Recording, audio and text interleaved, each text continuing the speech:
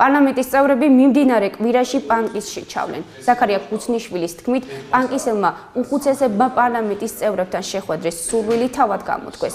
მისივე თქმით, პანკისში პარლამენტის წევრები უხუცესებთან ერთად მოსახლეობასაც შეხვდებიან და პანკისში შექმნილ ვითარებაზე და ახალგაზრდების სირიაში წასვლის საფრთხეებზე ინფორმაციას მოისმენენ. აღნიშნულთან დაკავშირებით საპარლამენტო უმრავლესობის წევრმა განცხადება საინფორმაციო ანალიტიკურ პორტალ კვირას პრესკლუბში გააკეთა.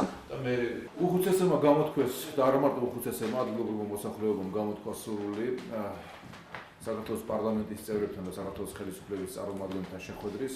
ამის თაობაზე მე მაცნობა ჩემმა კოლეგამ ზურაბ ზვიადაურმა და შესაბამისად მე და ალბათ რამოდენიმე ჩემი მეგობარი პარასკევს გავემართებით პანკისის ხეობაში, რომ ადგილზე გავეცნოთ სიტუაციას, შევხვდეთ უხუცესებს მათივე თხოვნის საფუძველზეც გავესაუბროთ მოსახლეობას და მაქსიმალურად დაზუსტებული ინფორმაცია ჩამოვიდა ამ დედაქალაქში.